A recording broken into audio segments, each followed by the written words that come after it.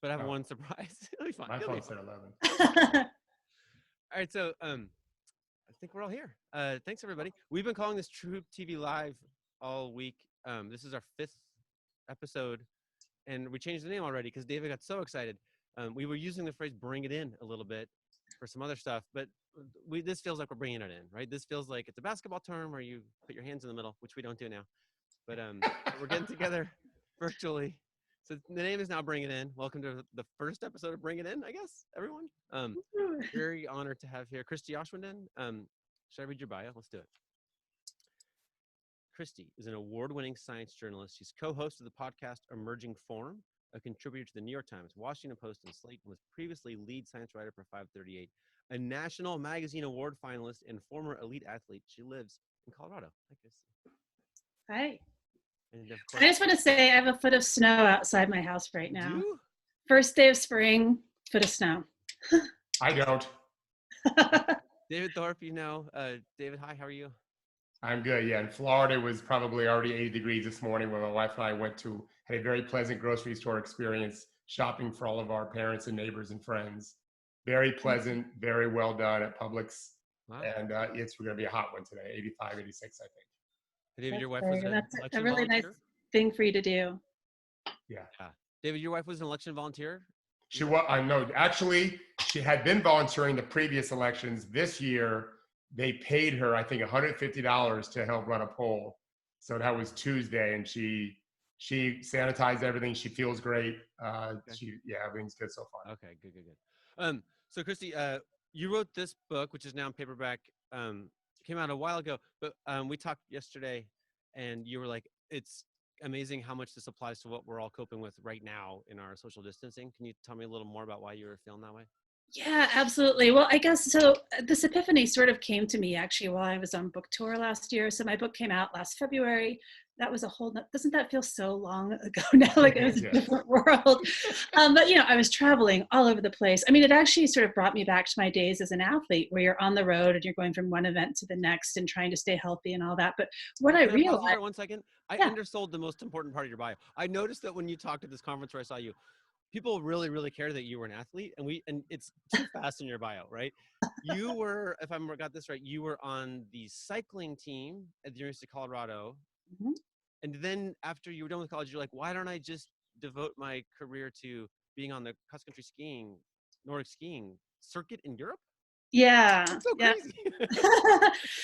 But I started off as a runner. Actually, I was a runner at University of Colorado, and I started cycling actually because I got injured, as so many runners do. Like I banged up my knee, actually in an accident. But I started cycling, really like that. So like one thing kind of led to another. Yeah. But yeah, I was used to be a pretty serious athlete. But so while I was on book tour, what I started to notice is that this was so much like being on the road as an athlete. And what I also noticed is that all of the principles and sort of practices that I was describing in my book were directly relevant to me. And not only that, I was putting them into practice. Here I was going, and this is before coronavirus, but I was like, I'm doing book tour during flu and cold season. I don't want to get sick. I can't get sick. It's really hard to give a talk when you're hoarse and all that.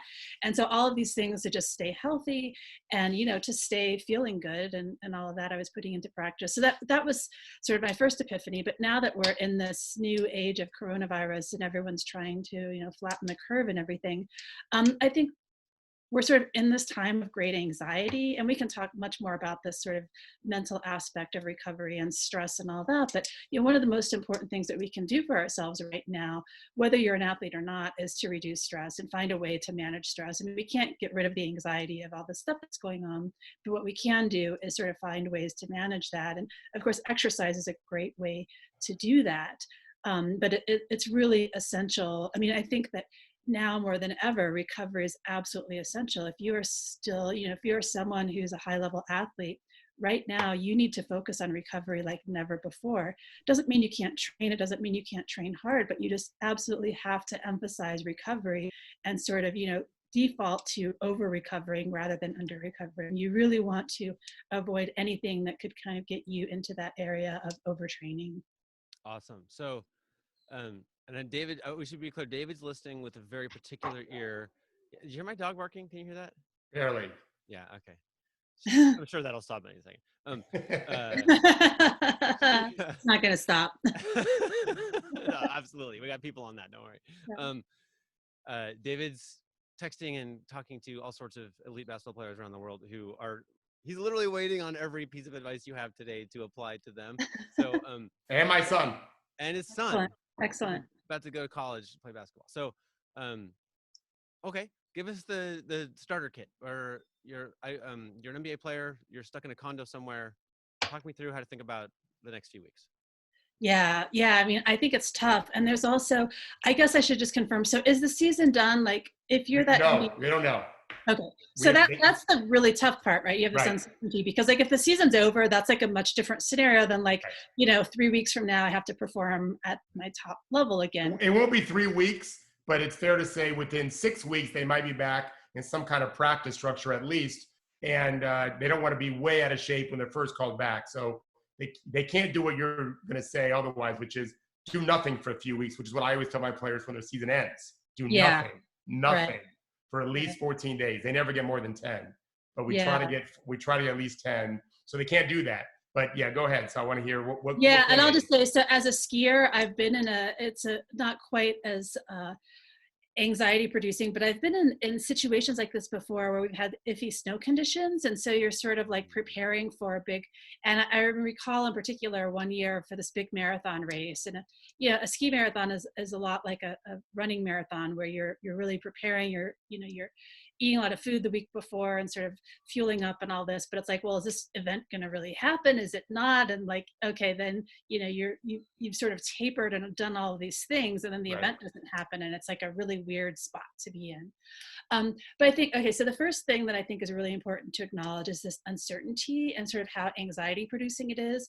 So I think that maybe one place to start is to kind of like decide on, okay, what is my mental sort of approach to this going to be? And I think it's really important to figure out some sort of healthy way of looking at this, because if you're sort of like, oh my God, what if this happens? Or what if that happens? You're just going to be a ball of anxiety. And that's going to, impair your ability to train hard. It's going to definitely cut into your recovery and all that. So like sort of figuring out, okay, how am I going to look at this? Maybe I look at it like, okay, the best case scenario is I'm going to be back training and we're going to be competing again in say 2 months. And so what does that look like? And sort of maybe you choose that as like, I'm going to kind of take that as like the thing that I'm going to assume may happen, recognizing that it might not, and sort of being mentally prepared for that. But I think sort of coming up with a scenario of like, okay, what am I training for? Or what sort of level am I trying to go toward?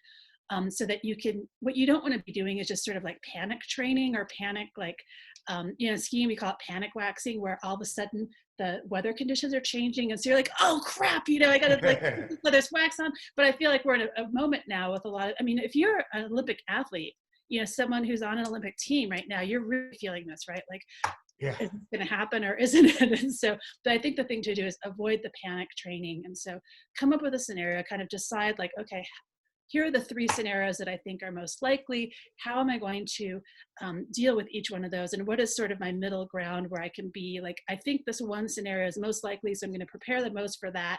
But I'm also going to keep in mind that these other 2 things could happen. And so I'll sort of make sure that I have those bases covered.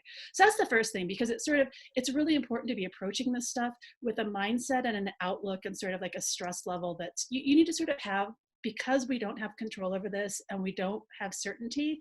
That sort of lack of control can be really undermining. And so by sort of making decisions and saying, okay, here's how I'm going to approach it, that's sort of a way of taking back a little bit of that control and making yourself feel like I'm in charge here a little bit.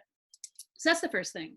So the second thing I would say is that this is not the time to be like, trying to push yourself to your absolute limit, or, you really, really, really want to avoid overtraining. So really, I think, sort of this best case scenario is that you're going to go back and you're going to be competing in a couple of months, let's say. And so what you really want to do then is sort of maintain the fitness that you have. You don't necessarily want to be trying to like build it up and like get that much more fit than you were. And, if you're an NBA player right now, you've already been doing some games. The NBA is famous, right, for like under recovery, like the games are too close together. Like take this as a chance to kind of recuperate. I think in some ways this could be a really fantastic opportunity to see like how well could these guys perform if they weren't having to travel every night and do games in every city so many days of the week. And so sort of looking at it like, this is a time to really focus on my recovery, to focus on how I'm feeling. And so, you know, I think your objective here is to maintain that fitness and then to make sure that you're giving your body sufficient recovery time to bounce back from the training that you are doing. So I just have a story coming out. I have a fitness column at this online publication called Elemental. It's elemental.medium.com. I have a column coming out. I think it's going to be published later today, all about this sort of link with the immune system and exercise. And this is really fascinating. I think it's something to really keep in mind right now. So it turns out that exercise is really good for your immune system. So there's good data that people who sort of exercise moderately most days of the week have a reduced risk of respiratory infections. So that's great, right? But we're talking there about like people going out and walking their dogs or going for like 30-minute runs or things like this. Once you get into like the high level elite sport where people are training really hard, they're training multiple hours a day, there's kind of this, I've seen it described as a J curve, although the data on this is a little bit iffy because all of the studies are observational. So the extent to which, well, I'll get back into this in a minute, but basically the concept is this, a little bit of exercise and sort of moderate exercise, regular exercise sort of boosts your immune system. And I hate this sort of term boosts your immune system because there's so much nonsense that's marketed, particularly right now, for boosting the immune system. And there's not a lot of things that you can do that actually do that, but exercise is one thing that can sort of fortify your immune system, make it healthier, et cetera. But as you start to exercise at high intensity and for long durations of time, and this is particularly true for endurance athletes. So for instance, marathon runners, there's pretty good evidence that right after a marathon, your immune system is kind of depressed because you basically just taxed your body, put it through all this stress, and your immune system's stressed and it's sort of down. And so you're particularly vulnerable to viruses and to illnesses at this time.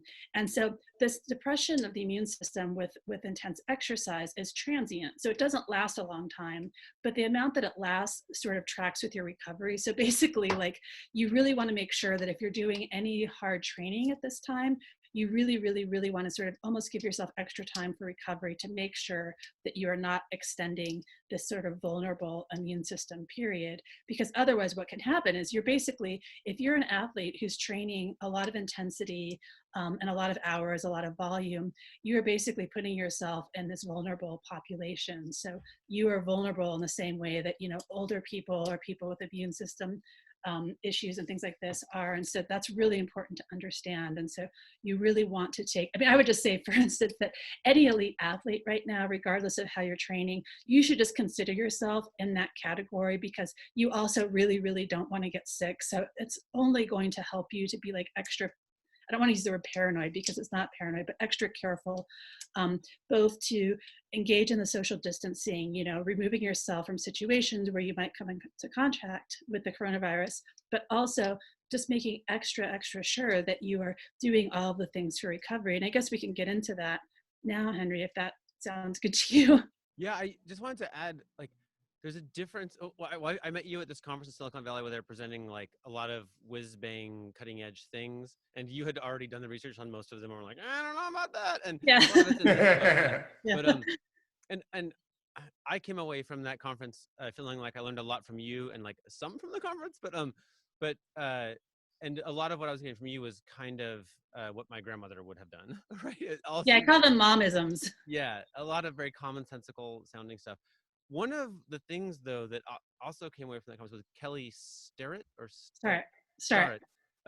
used this phrase that we're trying to create stable and robust humans, which is not the same as elite athletes, right? Like, right, they're a little bit different. Like, it's not like this 1 to 10 health scale. It's like, no, being stable and robust means having your immune system really working, whereas being super elite means setting a world record or whatever. And this is where the paths are diverging in the wood a little bit, I feel like, in what you're talking about here.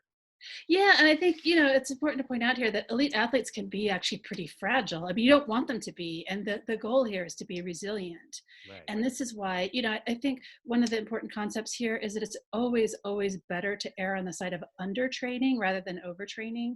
And when I say that elite athletes are fragile, what I mean is, you know, they're always sort of pushing that edge because you want to get your highest performance. And so you're always pushing to do more. And particularly if you're like, say, an NBA player where you're performing at a high level and you have this really stressful schedule that actually is sort of built almost like if you were to say, how do we create a league that will like be the opposite of performance and like the most detrimental to recovery, you know, that the NBA is that thing. And so you're up against this thing, right? But so it's the fragility comes from basically you're undergoing this constant stress. And that stress is that's really hard on your body. And that's what your body is always struggling, you know, recovery. That's what it is your body trying to come back from that and to recuperate from that stress and to sort of rebuild. You're basically sort of knocking yourself down every night. And then recovery is your body sort of building that back up. And so you want to do everything you can to give it the resources it needs to do that.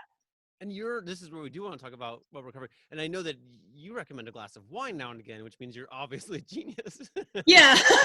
Well, I should also, you know, conflict of interest aside, I also live at a winery. My husband is a winemaker, so I have a little bit of a bias there. But I will say, you know, the first chapter of my book, Legit, is about beer and running and beer and exercise. I mean, basically this idea, a lot of particularly recreational athletes like to, you know, kick back with a cold beer or something after a workout. And so I sort of look at that. And I enjoy having a glass of wine in the evenings oftentimes. And I think this goes back to something that's kind of interesting. So people ask me, you know, whether it's good or bad. And, you know, there's nothing, you should not start drinking alcohol because you think it's going to help your recovery. If you don't like beer, you don't like wine, don't like this. Not about starting that, but I think the thing that's useful here is that it is a ritual and it is a way of sort of signaling, okay, it's time to relax now. Now, you know, work's done, workout's done, whatever it is done. Now we're relaxing. It's almost a cue in the same way that morning cup of coffee. I mean, yes, it has caffeine in it. It's going to give you a kick, but there's something about that ritual itself too that I think is really powerful. There's some interesting studies on this too.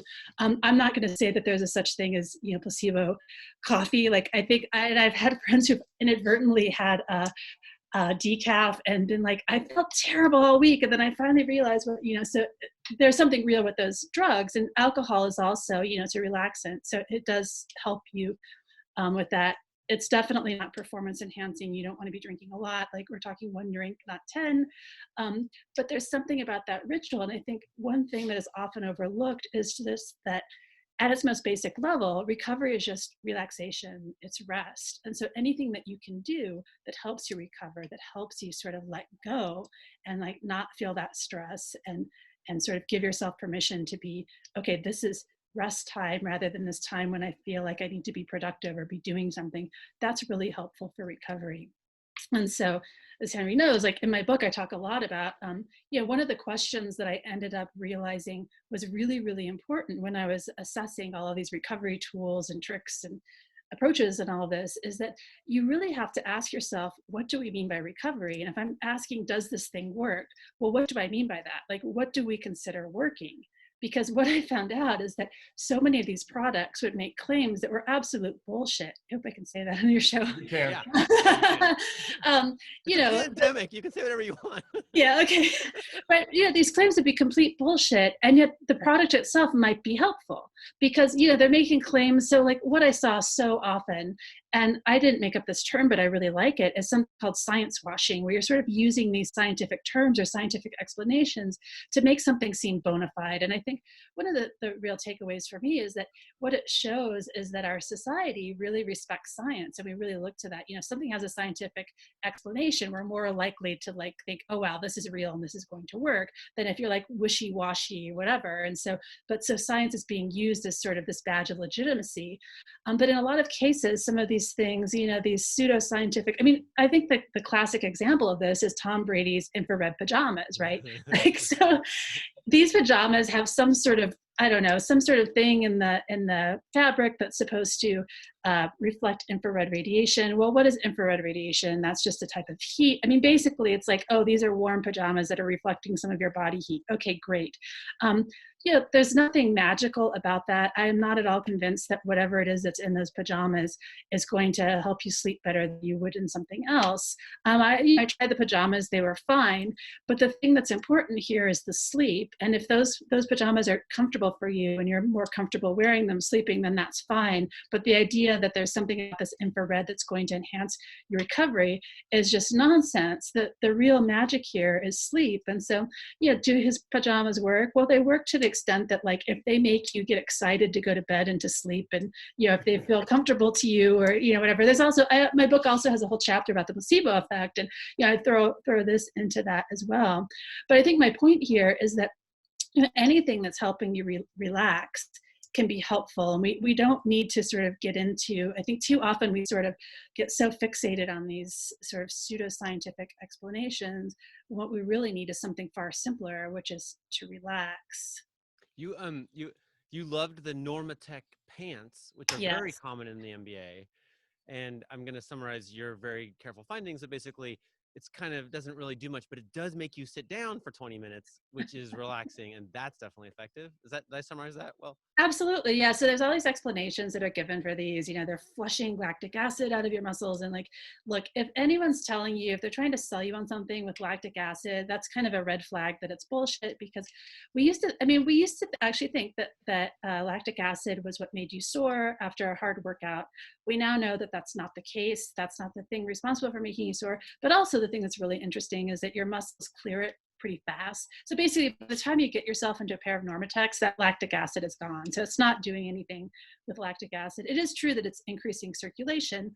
On the other hand, I don't know of a single NBA player who has a problem with circulation. Like, that is not your problem. That's not helpful. And athletes don't have problems with circulation to begin with. And, if you really want to increase your circulation, the thing to do is go for a walk or spin on the bike or whatever. Like, exercise is the best way to do that. But what makes these Normatec boots so great is, first of all, they feel really good. And guess what? Feeling good. Now I'm going to sound like all the things, in your high school health class. They're like, don't listen when they tell you if it feels good, do it. Like, but I'm telling you, if it feels good, do it.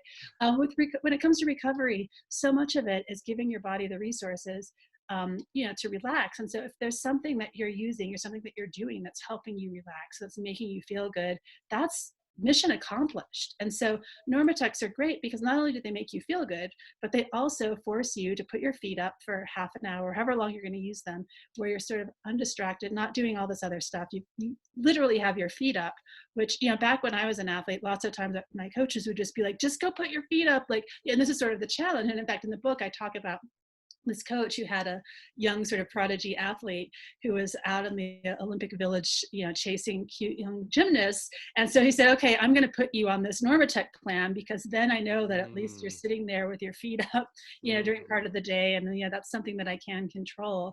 So, I think this goes back to your point, Henry, that a lot of times these things don't work in the way that they're advertised, but they can be really effective in another way. You have a really cool point about David Martin of the 76ers who would, can you explain that thing? Yeah. So this is in the chapter, you're talking about the stuff in the placebo, right? So this is so clever. What he does with his athletes is he basically offers them sort of a menu of recovery tools that they can use. And he says, here are some things. If I'm recalling correctly, I think massage is one, maybe, I can't remember. There's like 3 or 4, and they vary depending on whether they're on the road or whether they're at home and what facilities they have access to. But he basically says, here are some things that people like for recovery. We don't know for sure that they work, but some people find that they're helpful and they might be helpful to you. So what is he doing here? He's basically saying, he's being confront with, like, he's not overselling this stuff, right? Like, he's not making false promises, and that's good. Because I'm sort of in favor of the placebo effect, but only if it's sort of done in a way. In medicine, this is called an open placebo, where you're sort of told that it's a placebo, but you're also told that there's the potential for it to help you. And so that's where the placebo effect kind of comes into, but it's not being sort of sold on false premises. Anyway, so he's doing that. He's being transparent about the ability of these things to actually work, but then he's also creating an expectation among the players, like, hey, a lot of people find that this stuff really helps them, and it might help you. And so that's really the key. In fact, David, I really like this. He prefers, instead of calling it the placebo effect, he prefers to call it the expectation effect. And I think that's really right, because that's what's happening here, right? You're expecting something to happen. And that expectation, there's good scientific evidence for this, that expectation can actually influence and even alter your experience of the thing. So if I do something to you or I give you a thing that I tell you, you're going to be less sore tomorrow because of this, the next day you're going to be expecting to be less sore. So when I ask you how sore are you, that expectation is going to factor into sort of your experience of that feeling. So in absolute terms, you may feel the same amount of soreness that you would have had otherwise, but you're sort of the way that you process that and the way that you think of it and the way that you experience it will be different because of that expectation. And this is really powerful. But then the third thing that David's doing by giving the players, here's some options you choose, is that he's giving them the ability to choose that thing. And what's interesting about this is there's some really good evidence. There's been multiple studies looking at this where they give people, if they assign people a placebo, it's not nearly as effective as if the person chooses it on their own. So like 3 fake pain creams, if you give the person one, it works pretty well. If you let them choose it, it works even better. So he's sort of, what David's doing here is he's basically using all of the research on placebos to build a really good placebo and to sort of use the placebo effect to enhance the stuff that he's doing. And that doesn't necessarily mean that the things that he's offering his players don't work, but just that, maybe the ways that they work or their ability to work are sort of small, but this is a way of sort of enhancing that. So you're enhancing this with that expectation effect. That's so cool. Yeah, listen, the Sixers talk about trusting the process. It's the same idea here, is you give yourself to something kind of larger and you're still taking ownership of what you can do. That's been worked for a long, long time for athletes. And you get to be like, I'm a massage guy, right? You identify with it a little bit, right? You're rooting for the massage team, right? Exactly.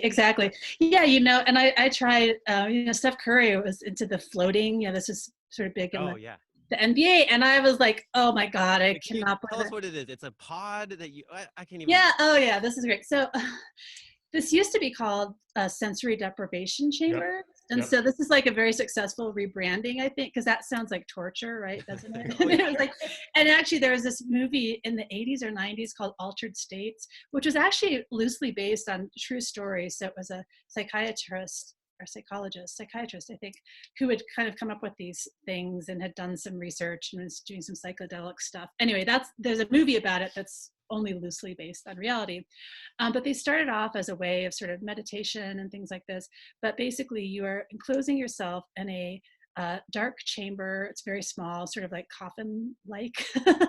Although the more modern ones they look more like an Apple product where they're sort of like these white pods that are like more sort of rounded. Anyway, but there's a very small amount of water in the pod. That's room temperature, or I'm sorry, body temperature, which is kind of interesting because it feels neither warm nor cold. And that's part of the idea. So you're basically removing all sensations. It's dark, it's quiet, you're enclosed in this thing. And the thing about the water is it's very shallow, but it's extremely salty. So basically what it does is it makes you very buoyant. And that's why it's now been called floating, which is really what it feels like. It feels like you're sort of floating. It's very relaxing. I was really nervous. I felt like I needed to try this to write about it in the book, but I really was very anxious about it because I'm a little bit claustrophobic, and just the idea of spending an hour like in the dark, in the quiet, whatever, just sounded terrifying to me. That I went to this place in San Francisco called Reboot to try it out, and I fell absolutely in love, which was really surprising to me. In fact, my first session, you get in there, and then there was sort of this light that was on, but then it would go off. But right before your session was ending, the light would come back on, and they had some sort of relaxing music. And when the music came on, I was just like, oh my God, no, I'm not ready. Like, I want to stay here. To me, you tried to book another session, and they're like, no, we're all full up, right? Like, oh yeah, so I'm leaving, and I was like, okay, can I come back tomorrow? And they're like, oh no, honey, no. Yeah, and I think I had booked like a month or two in advance because I was going to San Francisco on a business trip, and the trip coincided. But yeah, so I really enjoyed it, and that was unexpected to me. But the thing that made this really helpful for me, and this is one of those things, like, it's not for everybody. I didn't think it was going to be for me, and it turned out that I liked it. But I know that there are people who have tried it who don't like it. But the thing that's great for recovery here isn't that it's this place that I went to made a lot of like really outrageous claims about neurotransmitters and blah, blah, blah. The thing that made this helpful was that it was basically an hour of forced relaxation, forced meditation. It was an hour. I mean, it was like sleep, almost better. I mean, to me, it felt like that moment when you're falling asleep. You know, that moment The where it's best. just like, Yeah. oh, it's like that for an Yeah. hour. But I was forcing my body to relax. Your muscles become very, very relaxed, and I think that it can be really difficult to relax all your muscles like that, particularly if you're tense. And so I think, this floating thing, what it does, it does physically relax you, but I think there's this sort of psychological and mental aspect to it too, where you're sort of letting go of all those stresses, letting go of your monkey mind. I mean, I have a terrible monkey mind. I don't know about you. And I found this really helpful. But it was Right funny back in the because, womb, right? I mean, this is some very, yeah. yeah. Well, and it was funny because when I was out on book tour, I talk about this because people would often ask, like, was there something you didn't think you'd like that you did? And then, oh, okay, this is an example of that. But then what I would find is people would say, oh, okay. So, and then start writing it down or tweeting it. Like, so she says the secret to recovery is floating. And I'm like, oh, no, you're not understanding. Like, I really like it. It works for me. It helps, but this isn't. And it's also just like, this is just one tool. And I think that's another really important concept here is that there's not just one thing, that being good at recovery and focusing on recovery and ensuring that you're getting good recovery. Well, first of all, recovery, your ability to recover basically determines how hard you can train. Okay, because you can only benefit from training that you can recover from. And so I think that's a really important concept that athletes really need to get into their mind, that this recovery is what allows them to train hard. And the secret to being a high performance athlete is not training as hard as you can. You actually want to train the least amount to get the most benefit, right? You want to, at some point, if you're doing more training, you're just getting more tired. You don't want to get more tired. What you want to do is force these adaptations. You want to get fitter, faster, stronger. And so you want to sort of do the minimum amount of training that you can to get to that place. And it's the recovery that's going to determine your body's ability to respond to that training. So you really have to think of it in those terms. We saw a chart at that conference we were at, where basically I'm treading on delicate territory here. I don't really know what I'm talking about, but basically there's a set of hormones that are stress hormones, right? That you exercise or other stresses, right, will ramp up. And when they ramp down, you get ACT and things that are very beneficial to your athletic performance down the road, right? So training the downward curve is also very important. So Yeah, absolutely. And I think it's really key here that you really focus on, recovery is not one thing or another. It is habits of mind, habits of body, but just like these are things that you need to be doing on a daily basis, and it needs to be part of your daily routine. And we haven't really talked yet about the most important thing. I mean, science has identified the most potent recovery tool of all time, and that is sleep. And so when I tell this to people, I could see they sort of roll their eyes because it's a momism, right? Everyone knows sleep. Yeah, sleep. Everyone knows sleep. But here's the thing: no one does it right. Like, it is sort of the thing that everyone knows they should do, and they don't. And the key, this is what I've come to see, is that the fundamental key here is that sleep needs to be something that you prioritize. And I think that's where people go wrong, is they do not make it the priority. So like, particularly if you're an athlete, you need to prioritize sleep, where you're basically recognizing that sleep is as important as training, and it needs to be scheduled in your day in the same way that your training sessions and your practices are. It's non-negotiable. And what we end up doing is we sort of schedule our sleep around our life, but I think we need to sort of flip that around and schedule our life around our sleeping habits and our sleeping abilities. If you're a player in the NBA, you're going to be up late nights, right, playing these games. You do not need to get up in the morning and do a shoot around. Like that you're shooting yourself in your foot. The foot is what you're doing, right? What you need to do is find a way you need to basically rearrange your life, your work days, to where you're getting a full night's sleep. And if that means you're going to bed at 2 a.m. and sleeping, till 10 or 11 in the morning, that's fine. But you need to prioritize that and figure out how you're going to get your body that sleep that it needs. And I know that naps have become really popular in the NBA, and that's great. And that's a really good approach. And particularly it's a great approach when you're traveling or doing things where you may have external things sort of impinging on what might be your ideal daily schedule and all that. But sleep just has to be something that's prioritized. And in the book, I talk about the Seattle Storm did something really interesting where, it's kind of a bummer if you're on the West Coast having to go to the East Coast to play these games. And everything sort of ahead of schedule and everything. But what they would do is they would keep their body clocks on West Coast time, and just, if you're on the road for a game, it doesn't really matter what time it objectively is in your new place. I mean, you can just sort of live your day as if it were the other thing. Now, your game's going to be a little bit different time of day. But the point here is that rather than sort of moving your body clock back and forth to where you're going to bed at different times all the time, you're sort of keeping yourself on some sort of master schedule that works in these different places. And that's a really good way. I think it's a really smart way to sort of approach this, where you're saying, sleep is really important. How can we make this work? Instead of saying, well, sleep's important, but we're going to get in late this night, and so, well, it's just inevitable that we have that 8 o'clock meeting or whatever. It's like, no, we have to rearrange that. And I know a lot of teams now are getting rid of those shoot arounds and things like that, and that's really, really smart. I mean, there's nothing you can do that will be dumber and sort of more likely to hurt your players' performance than making them come in for practice early in the morning so that they have to cut into their sleep. I mean, you really want them to sleep until they're done sleeping. If you're an elite athlete, if you can live your life so that you're not waking up to an alarm, that's really ideal. David, am I right that you have 100 questions? That was the most riveting 35 minutes I've had the pleasure of listening to for a long time. I think I've got most of them answered already, but I will ask, well, there's a few. What would you say when you talk about workout versus recovery at this time of year, for example, for pro athletes or NBA athletes? What's the ratio of time? And also, if you do a little bit more of intense, my workouts typically are 40 minutes or less. Games only 48 minutes. I don't go much longer than that. If I'm a little more intense workout, should I do a little bit more of an intense kind of recovery? And if it's not such an intense workout, let's say it's 50 minutes long, should it be a minute-to-minute ratio for the recovery part of it, separate from the sleep and all of that?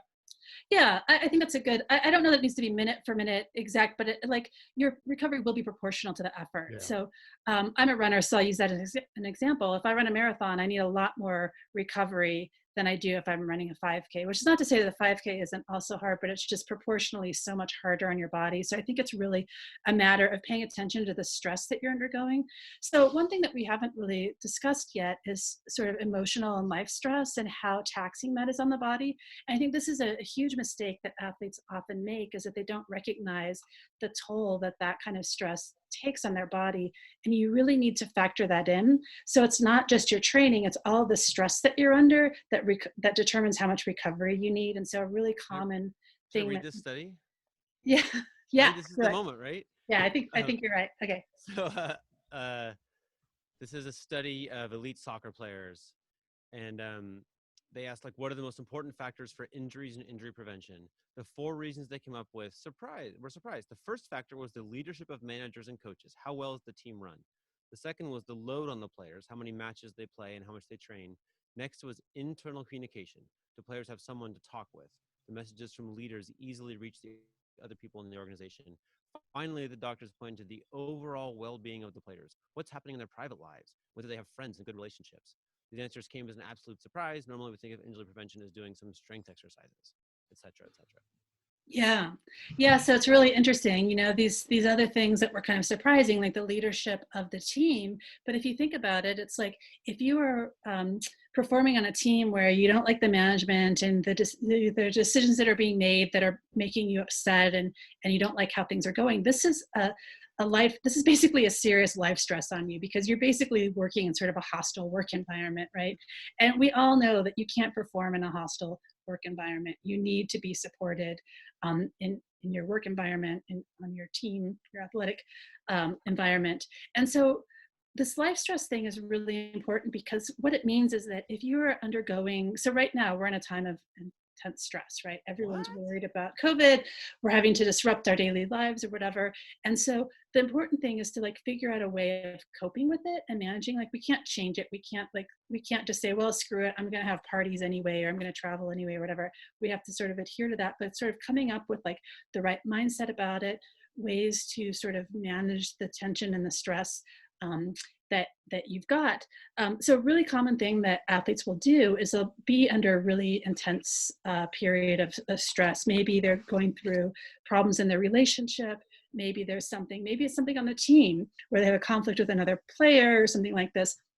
This is stress on the body, even though it's not a hard workout or whatever, but that stress has to be integrated into the recovery plan. So like if you're really, really stressed about work or about your stuff going on at home and you didn't work out that day, you may think that was a rest day, but it actually to your body, it isn't a rest day because your body's still under that intense stress. Your stress hormones are still, being raised, all these other things that are going on in your body. And to your body, stress is stress, and exercise is just one kind of stress. This emotional stress is part of that. And so it's really important that you come up with a plan to manage stress. And I say manage, not reduce, because hopefully you can reduce it, but like we cannot eliminate stress from our lives. And so the really important thing is that it's not something that you just do. Like if you find yourself really stressed one day, yes, then you need to come up with an even stronger plan for this, but it really needs to be part of your overall program where you have some sort of coping mechanisms for this, where you're also like anticipating things. So I use an example in the book. When I was a skier, oftentimes, guess what? When you're traveling in the winter, there's all kinds of flight delays and things like this. It was not at all uncommon that my luggage would not arrive at the ski race with me, which means that I wouldn't have my skis. Like that's pretty damn stressful. But we would always have, the team would always have like, basically it was always going to be possible. Like there were team skis that I could use. Our team wax techs would wax them for me. It wasn't my own skis. And, skiers get really, this is a whole nother sort of psychological aspect of like, you want to ski on your favorite skis or whatever. But like, look, at the end of the day, like I was going to have skis available, but what I realized, I went through a period where this kept happening and I got really stressed about it and it was really terrible. And I finally realized like, I need to stop. Like, this is just something that's going to happen. I have to just anticipate that it's going to happen sometimes. I feel like this coronavirus is the same sort of thing. Like, this is just going to happen sometimes. I have to just be ready and accept it. And I think this acceptance is a huge thing. It's like, oh, this happened. Okay, plan B, but that's going to work. And as an athlete, if I've arrived at that race feeling prepared and like feeling fit, like the skis are not, well, actually in skiing, skis are really important, but for the most part. Okay, except for that one thing. Yeah. No, but it really, like, it comes down to you're prepared and you have to have that confidence. And so much of it, on the starting line or on game day is that confidence that the player or the athlete has. And so doing things so that you can maintain that and sort of approaching these things from a psychological standpoint where you can maintain your confidence and sort of not, it's so easy to allow yourself to be derailed by these external factors, but you can choose to not be derailed. And usually if you sort of sit down and think about this more deeply, you realize that a lot of the things that we get really angst out about are not things that are nearly as important as we sort of like allow them to feel, and that we're allowing them to feel in our body, where our body's like releasing stress hormones and all of that. So I think so much of this comes down to having just sort of like a daily plan and a regular approach to managing the stress in your life. And one of the things about this is like making sure you're getting enough sleep. That helps a lot with that. It's amazing to see how much better when I talk to people who like used to, try and get by on 6 hours of sleep all the time, all of a sudden they start getting 7 or 8 and it's like they're a whole new person. Like it's amazing. And that's just something that everyone can do. We just choose not to very, very much too often. Go ahead, Henry. I have one thing to say too about what you have some question, Henry. I just want to invite both of you to weigh in on this like little deep debate I had growing up in a house with a doctor of a father. And basically like when I was young, they clearly I forget who my dad was citing here, but like I think I'm right saying that like health was defined as the absence of disease, right? Mm-hmm. But it seems to me like that's not it. It's a thing. It's not a negative anything, right? It's a thing you have to construct, right? Through these kinds of things. Like, I don't know. What do you think about that? Like health isn't an absence of something. It's a thing. It's a right. Thing, like a healthy plant or something is one that not just doesn't have a disease, but it's one that's like got good sun and light, nutrients and whatever. You want to be thriving, right? Isn't that thriving's the word? I think thriving is the word I would use. Is that you want to just be? You don't want to just not be sick. You want to feel good. And I think that's a really good mindset to have with recovery too. It's not just like, okay, I sort of am trying to get that fatigue to go away, but like I actually want to feel ready to go. And like that's one of the things that people say, how do I know I'm recovered? And one thing is like if you're like chomping at the bit, that's a really good sign. And that's how you want to feel, because you want to go into your next training session or your next performance like ready to go. Like that readiness. It's like, it's the readiness that you're looking for. And so it's not just if you're always just sort of like, well, okay, I'm not quite as tired, I'm ready to go again. It's like, well, maybe you're not quite there yet. Or I think you should. So Good to go. Good to go. yeah, I wanted to throw one thing at you that I've used, and I know we're pressed on time a little bit. I'll be quick, but I think it actually works for what we're all going through now, stress-wise, with the coronavirus. You watch this with NBA players; they'll miss an open three, and when there's a dead ball afterwards, you'll see them slap themselves on the leg, or you hear them after games say, "I got to make that shot." Every announcer always says, "Oh, you got to knock down that open shot." Yeah. And of course, the best NBA shooters in the world miss more than half, like the best. Yeah. Although this year I think George Hill might be at 50%. That's very, very rare to have someone make that many. He's a good role player for a great team. So what I came up with a few years ago was the idea of being a light switch for NBA players. It's different for developing players. When you flick a light switch on, it doesn't give any thought to whether or not the lights actually came on. Other things are involved in that. The power has to be working. The light bulb may not be screwed in right. A circuit may be broken. It did its job. It sent power as best it could and never thinks about it again. And so for the guys that I talk to that are professional basketball players that have been great shooters for a long time, the jury is in. We know you're a great shooter. We also know that means you're going to miss, on average, 6 of 10 threes. Most of, I call 40% above the elite three-point shooting, right? And so all you really should ask yourself is, was I open? Should I have taken the shot? That's it. You did your job. Stop acting as if you can control anything beyond that. Who cares if it was a more important shot? They're all the same. They're all important. If you should have taken the shot, take the shot, never think about it again, just like the light switch. And so now what I'm telling people, including athletes who are not just stressed about their next game, when it's going to be, but their dads, right? They're providers for their parents and their kids and their wives and whatever. And so I've kind of taken the same approach of this is what you can control, including getting your sleep. In fact, I just sent that text this morning about now is no excuse. You have to get your rest. You have to eat healthy. There's no room service loaded with sodium. You're not traveling anywhere. Yeah. You're at home with your family. Control all those things and know that you did your job. And the rest of the stuff you can't control anyway. You did your job. That's what we do. Players have liked that. I absolutely love that light switch thing. And I think it's such a great analogy. And I think that's the kind of mindset I'm talking about, where you're really sort of focusing on. I mean, it's like, it goes back to me and my skis, right? Like, have I arrived at the race, ready to race my best? Then it doesn't matter if the skis didn't come. I'm going to have a pair of skis on my feet to go out and do the race, right? And so it's that sort of like focusing on the things that you can control and sort of figuring out what those are. I love that so much. And I think, it's interesting. There's sort of two things that I think determine how well an athlete performs. One, and no one wants to hear this, is just sort of like who your parents were, like, your innate ability. But then to develop that to its fullest, I think mindset is one of the most powerful things. And so, you train to develop your talent, but so much of it is going to come down to having the right mindset. And really, my husband is a ski coach, and, so much of what he does is just, helping his athletes have confidence. And so anything he can do to enhance that. I mean, so much of 50% of the game at least. Psychologist, right? Yeah, exactly right. Exactly right. We're almost out of time. We're frankly over time, but we have one little religious tradition on this show, which is Gerard has to ask a question on video every time. It's like a rule. I know he's got one. Awesome.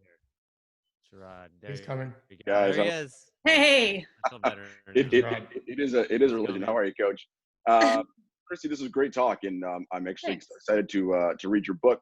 I just really wanted to chime in on the mindset thing, right? I mean, recovery is a mindset, right? I think, and Coach, this, and I've coached elite athletes, not in basketball, but swimming, Olympic trials, things of that nature. It's really just all about, as a coach, and for all of us during this time, is how do we trick/convince our minds to see things differently, right? Like, hey, one of the things I remember all the time is you've got like a age school athlete, like 13, 14 years old, gonna swim the 400 IM to make their Olympic trial cut, and they're starting to look tense. And I go, 3 weeks ago we did 10 of these on 5 minutes, and I need you to do one right now, really fast. That's it, just one. And the light bulb goes, oh yeah, so just one. And so I think it's just really, how do we compartmentalize all this stuff and just say, okay, we're going to be fine. We're going to get through these things. How do I say, okay, this is now the reality that I'm dealing with, right? Switching my mindset. Why is this important? And then sort of move forward. And I think, that's something we can all take a little bit from. And For these athletes, it's hard though, right? I mean, the idea of abruptly stopping my season, wherever it is, middle, beginning, end. Yeah. But it's about, okay, the best ones can switch that mind and be like, here's my new normal. This is what we're going to do going forward. Yeah. Yeah, I like that. And I think a lot of it too is just, I think this is an opportunity for us to all like take a breather almost, like, hey, don't you owe it? Like, who hasn't in the middle of a busy season or busy whatever thought, oh, I wish I just had like a few more hours in the day or a little bit, like here's our chance to sort of all take a step back, really focus on recovery a little bit, get rested up and ready so that when we're ready to like start this all up again, you know, we're there. Like the thing you don't want to do is get into this like sort of spiraling mindset of like everything's crap and I've lost all control and I'm just going to lie on the couch and not do anything. It's like, no, this is the time to really indulge is the wrong word, but really practice the best self-care and take care of myself. And, you know, a lot of these players now, you get to spend time at home with your family. Like you can cook really nice meals. That's a really enjoyable, healthy thing to do together. And there are all these sort of other things. And so like, it's kind of an opportunity to focus on other aspects of our lives. And there's no reason you can't continue to stay fit during this time. It's just going to look a little bit different. And you want to be emphasizing that you're not training to like, you know, you're not going to try and peak for something that's happening in 2 weeks because we don't know. So really the objective here is to just like, you know, stay healthy, continue training to the extent that you're like maintaining your fitness or whatever, but you're not trying to push beyond that. And in a way, it's sort of like, that's a little bit of a stress relief, right? Like you don't have to push so hard, like take a little deep breath. Like maybe this is an opportunity for us to all see what we could do if we weren't so stressed out all the time. Now, of course, we have coronavirus stress, so it's can't entirely eliminate it. But I do think that there's something to be said about this opportunity for sort of a society-wide breather. Good. Amen. Yeah, that was great. Yeah, super great. I feel like we may have to have you back soon because I feel like we probably could talk about more. Anytime. Yeah, this is fun. Okay, great. All right, I'm trying to be like a TV host where I really like make sure thank you. Yes. properly selling the product. And my Good book. to Go is the book. Yeah. This is Christie Oshmandan. Thank you so much. Thanks for having me, Henry. Yeah, David Schrock. Yeah, All right. David, it's great. Yeah. Be safe, everybody.